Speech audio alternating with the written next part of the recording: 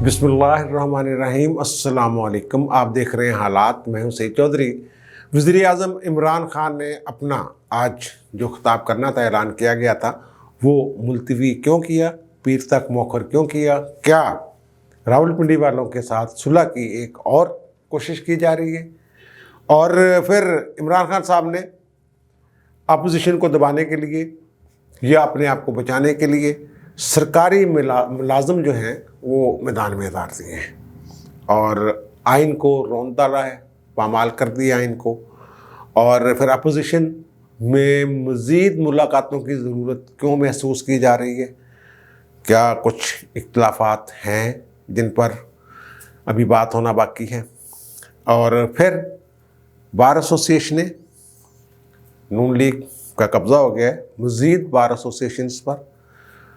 Islamabad high court bar association के मुंतखब हुए हैं सदर मोहम्मद शोएब शाहीन साहब। वो नून लीग के ना हामी हैं ना हमायत याफ्ता हैं, वो फ़रोग़ नसीम साहब के ज़रा यारेगार हैं। इस्लामाबाद हाई कोर्ट जो है वो इनके हाथ नहीं आई, लेकिन बाकी जो हाई कोर्ट बार है पंजाब की ख़ास तौर पे, वो सारी इन्होंने जो हमायत याफ्ता हैं, आज़मज़ीर तारड़ जो सेनेटर हैं, उनका जो ग्रुप है इंडिपेंडेंट ग्रुप जिसको आसमा जहांगीर ग्रुप कहते हैं, उनके लोग सारे, एहसन बून जो सुप्रीम कोर्ट बार एसोसिएशन के सदर हैं और राना सनाउल्लाह साहब की मुकम्मल हमायत इन लोगों का असल थी। लाहौर से जीते हैं सरदार अकबर अली डोगर साहब। अच्छा, एक लाहौर वाले में एक और बड़ी दिलचस्प बात है, सरदार अकबर अली डोगर साहब जो हैं इसको सपोर्ट कर रहे थे। आज़मज़ीर तारड़ का मैंने जिक्र किया है, एहसन बून साहब हैं, आबद साकी साहब हैं पाकिस्तान बार कौंसिल के, और इन्होंने मुखालफत की। ज़ाहिर है जो हामिद खान ग्रुप के थे राना असदुल्ला खान भी नून लीगी हैं।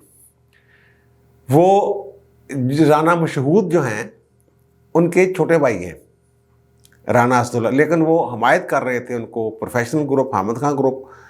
और अगर वो भी जीत जाते तो इसमें भी नून लीग को कोई नुकसान नहीं होना था। और रावलपिंडी जो बार high court bar association Rawalpindi है, वहाँ से तलत महमूद जैदी साहब कामयाब हो गए हैं, वो भी इनके इंडिपेंडेंट ग्रुप के थे। और मुल्तान से और बहावलपुर से जो सदूर मुंतखब हो गए हैं वो भी ये दावा कर रहे हैं इंडिपेंडेंट ग्रुप वाले। एहसन बून साहब कह रहे थे कि वो हमारे ही लोग हैं। बहरहाल, अच्छा, इसमें होगा क्या? इसमें जो बार एसोसिएशंस हैं, अगर कोई ऊपर से पाकिस्तान बार कौंसिल पे भी इन लोगों का कब्ज़ा कह लें या गलबा है, इनका अक्सरियत है इनकी, जो इंडिपेंडेंट ग्रुप वाले हैं, एहसन बून ग्रुप। और ये अगर कोई तहरीक चलाते हैं हुकूमत के ख़िलाफ़ या आइन की और कानून की बालादस्ती और हुक्मरानी के लिए, तो फिर इनको मज़ाहमत का सामना नहीं करना पड़ेगा किसी बार से। अब सुप्रीम कोर्ट बार एसोसिएशन ने एक दरख्वास्त दी हुई है 62(1)(f) की तशरीह वाली, वो जिक्र मैंने किया है, कई दफ़ा जिक्र किया है। वो एतराज़ लगा के वापस हो गई ताहियात नहली वाली, और उसको उन्होंने दोबारा दायर कर दिया है, एतराज़ात के जवाब दे दिए हैं, या कह लें आपको चैलेंज कर दिया एतराज़ात को। जब ये पिटीशन फाइल हुई थी तो लाहौर में जो लाहौर बार एसोसिएशन थी, इसके जो सदर थे वो मुखालिफ ग्रुप के थे।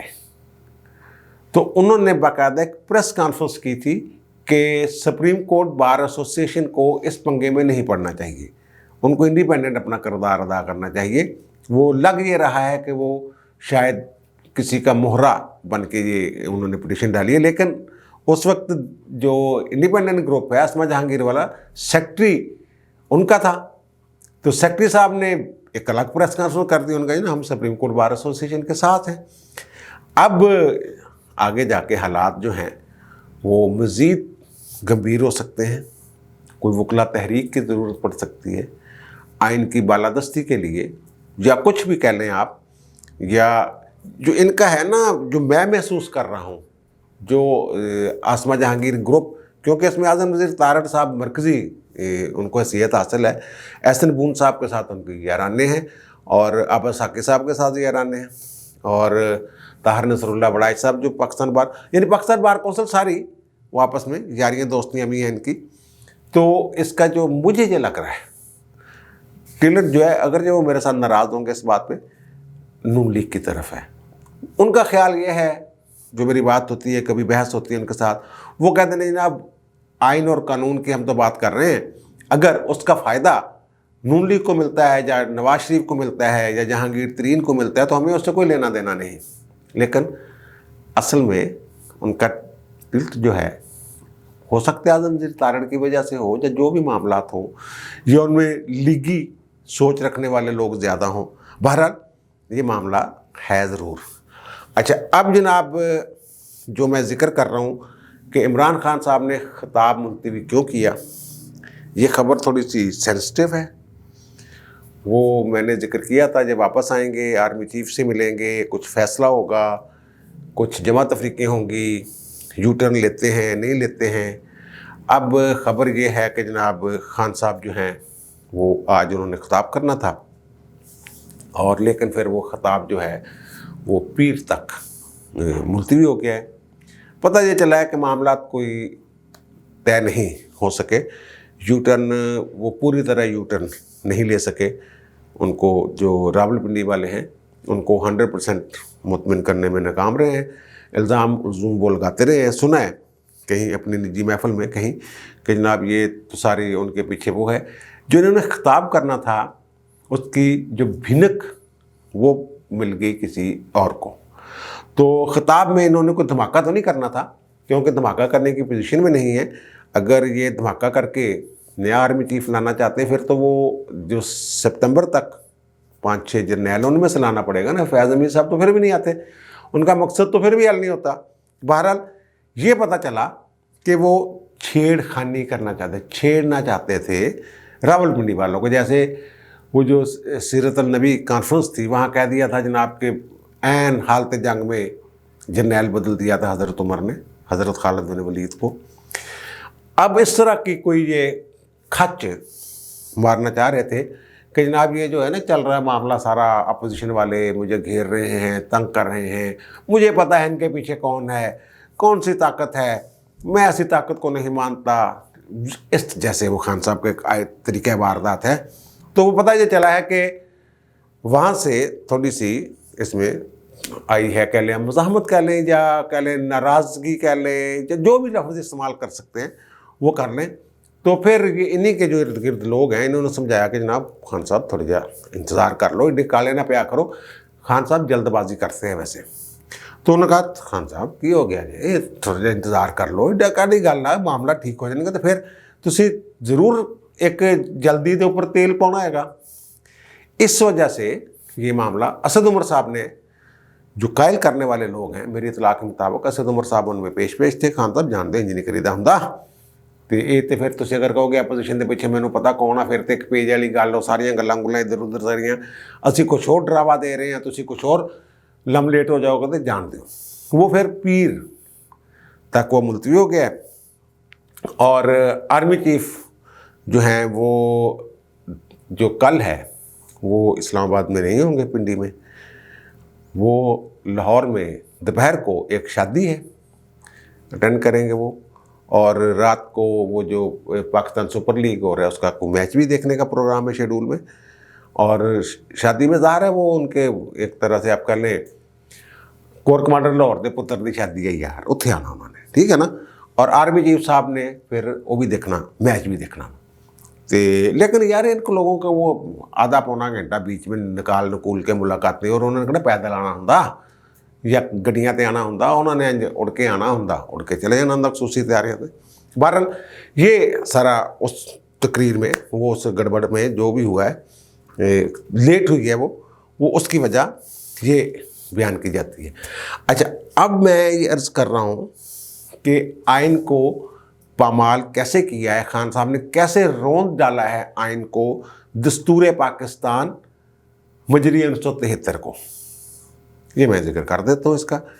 انہوں نے وہ میں نے پچھلے بھی لاگ میں ذکر کیا تھا کو کمیٹیاں بنائی ہیں کہ جناب بندے نہ دے توڑو، نون لیگ دے پیپلز پارٹی دے ارکان اسمبلی، اور اپنے بندیاں نوں جیسے مرغی بچوں کو چوزوں کو پروں کے نیچے نہیں لے لیتی، ایسے ان کو پروں میں لے لیں، جو دینا دیں، نوازیں ان کو. جو بھی ہو سکتا ہے کریں اور کھلم کھلا، خان صاحب کھلم کھلا کرو۔ اب انہوں نے ایک کور کمیٹی تشکیل دے دی ہے، اس کور کمیٹی میں 3 گورنر جو ہیں صوبوں کے ان کو شامل کر لیا گیا ہے۔ چوری سرور گورنر پنجاب وہ پی ٹی آئی کی کور کمیٹی کے ممبر ہیں، عمران اسماعیل صاحب گورنر سندھ وہ اس کمیٹی کے ممبر ہیں، اور شاہ فرمان صاحب جو ہیں کے پی والے خیبر پختونخوا کے وہ ممبر ہیں اس کمیٹی کے۔ یہ اور یہ کرنا کیا ہے انہوں نے؟ کرنا یہی ہے جوڑ توڑ، اپنے بندے بچانے ہیں، اپوزیشن کے بندے توڑنے ہیں، ہارس ٹریڈنگ کرنی ہے۔ یہ سرکاری ملازم کیسے ہیں؟ یہ میں ابھی ثابت کرتا ہوں آپ کے سامنے کہ یہ سرکاری ملازم ایک کور کمیٹی کے پی ٹی آئی کی کور کمیٹی کے ممبر نہیں ہو سکتے، نہ ہی یہ سیاست میں اس طرح انوالو ہو سکتے ہیں جیسے خان صاحب خود ہیں۔ اب ہارس ٹریڈنگ والی جو بات ہے وہ بھی کھل گئی ہے جناب۔ وہ جو آپ کے پرویز خٹک صاحب ہیں پہلوان دفاع، وہ جناب کہتے ہیں کہ جناب یہ ٹھوس ہو جانا ہے اپوزیشن نے اور ان میں دم خم نہیں ہے۔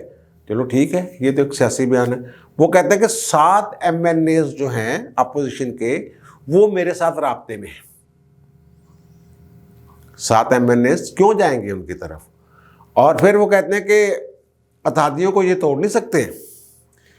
پرویز رائے مخلص اتحادی ہیں ہمارے، لیکن ترلے ہلتے مار رہے نہیں انہوں نے بھی۔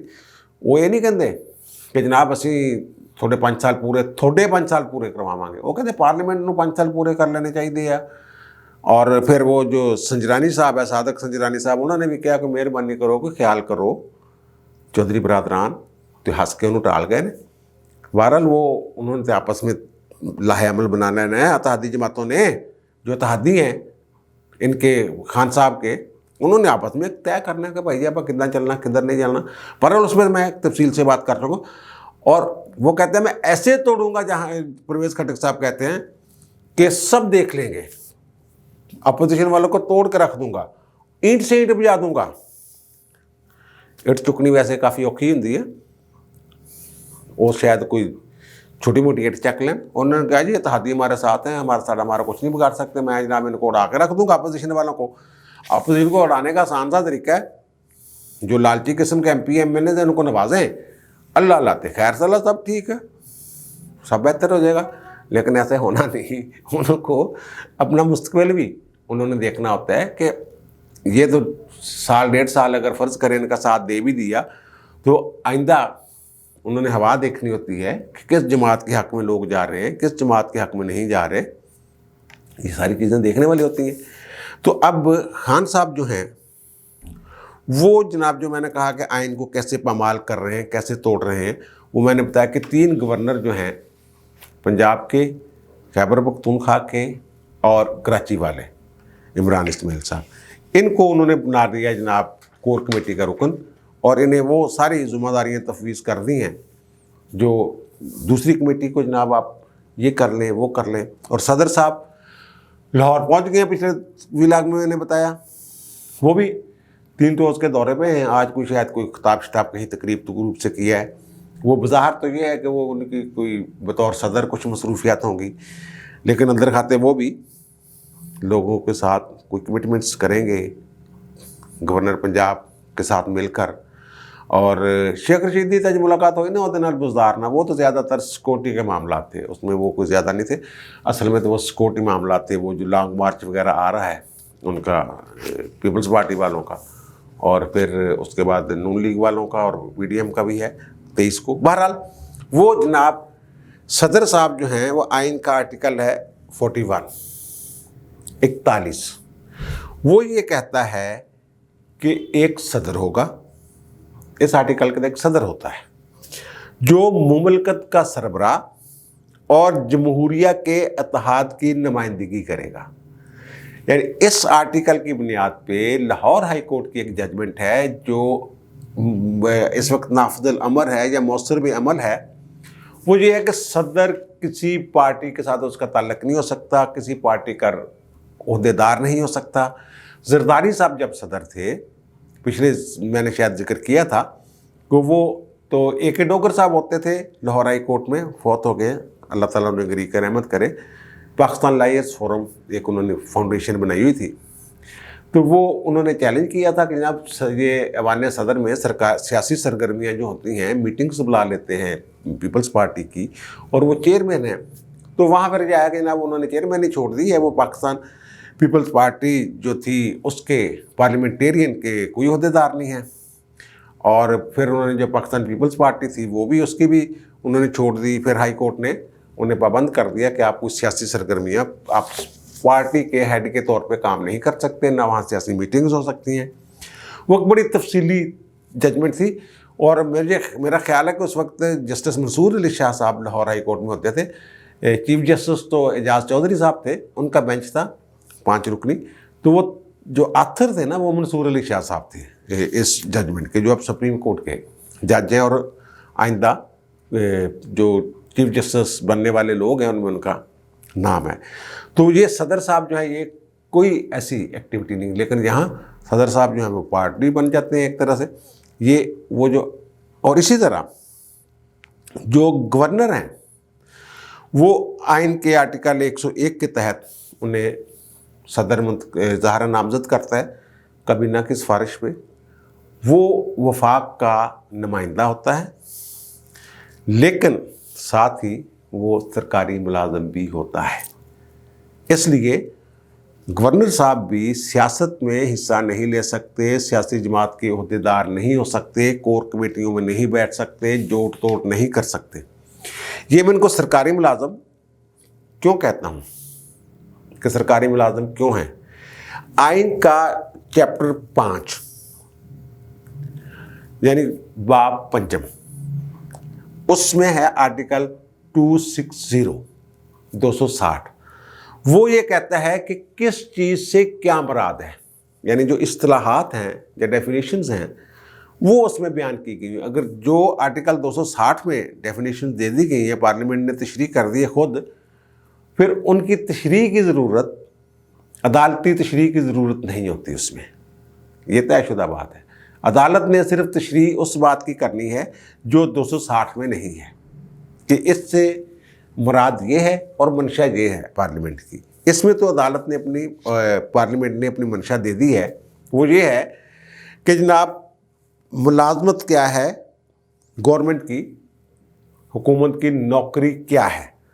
اس میں جناب وہ آرٹیکل 260 میں جو ملازمت پاکستان والا ہے، اس میں لکھا گیا ہے کہ اس سے مراد وفاق یا صوبہ کے امور کے ضمن میں کوئی ملازمت، اسامی یا عہدہ.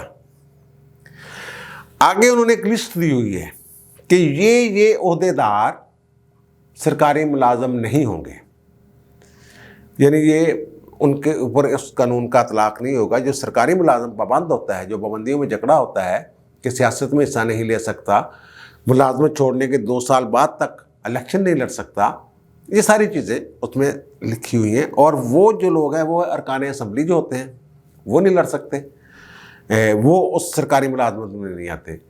اور مشیر جو ہیں وہ ہیں نظریہ پاکستان اسلامی نظریاتی کونسل کے ارکان، چیئرمین وغیرہ، اور لا کمیشن کے ارکان وغیرہ، مشیر، وزیر، یہ اس میں نہیں آتے. لیکن گورنر اس میں آتے ہیں. اور پھر گورنر اگر آتے ہیں اس میں آرٹیکل 260 کے تحت سرکاری ملازم ہیں، تو پھر یہ کیسے اور کیوں یہ سیاست میں کر رہے ہیں، کہہ رہے ہیں کہ آپ سیاست میں مداخلت کر لیں. میں کچھ اور کہنے لگا سی ٹھیک ہے نا. اور پھر جو اسپیکر ہیں ان کے بارے میں، کسٹوڈین آف دی ہاؤس، ان کے بارے میں بھی یہ ہے، اور چیئرمین سینٹ کے بارے میں بھی یہی ہے کہ جناب یہ انڈیپینڈنٹ، یہ کسی کے ساتھ نہیں ہوتے، یہ سب کے ہوتے ہیں. لیکن ہمارے تو یہاں یہ کوئی ہے ہی نہیں، قانونی آئینی قدغن نہیں ہے شاید اس پہ، لیکن روایات ایسی موجود ہیں. یوسف رضا گیلانی پیپلز پارٹی کے دور میں جب اسپیکر منتخب ہوئے تھے تو انہوں نے جو سینٹرل ایگزیکٹو کمیٹی کی ممبرشپ سے بلکہ ان کی رکنی سے دے دیا تھا، استعفیٰ دے دیا تھا پیپلز پارٹی کی. اور مراج خالد صاحب جب بے نظیر بھٹو کے دور میں स्पीकर बने थे तो उन्होंने भी जो बुनियादी रुकनीत थी पीपल्स पार्टी की उससे इस्तीफ़ा दिया था। और बल्कि मुझे याद है उनका बयान, उन्होंने कहा कि जनाब मुझे जो खुशी स्पीकर बनने की है उससे ज़्यादा, इस खुशी से ज़्यादा अफसोस इस बात का है कि मैं पीपल्स पार्टी का रुकन नहीं रहा। ये है जो जमहूरी इक़्तिदार को ज़ाहिर है आगे लेके चलने वाले लोग, उस तरह के लोग।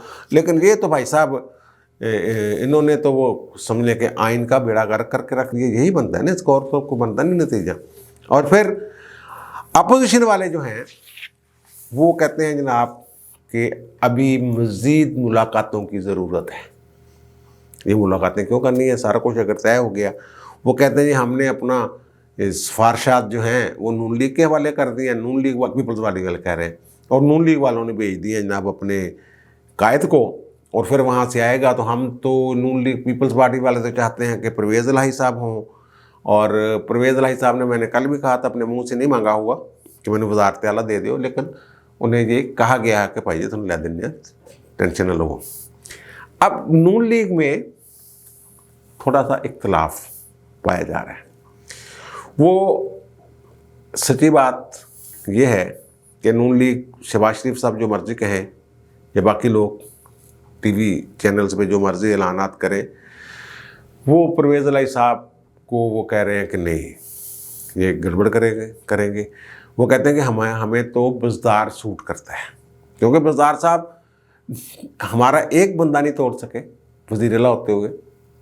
एक है मेरा ख्याल वो डामाडोल सा, लेकिन ना सिर्फ ये कि हमारा कोई बंदा नहीं तोड़ सके, बल्कि अपने बंदों को हमारे साथ राब्ते से नहीं रोक पा रहे बुज़दार साहब। वो कहते सानू बुज़दार वर्गा एक कह लो बंदा चाहिए जो ना काम करे ना कोई सियासी कोई असर और सूख हो।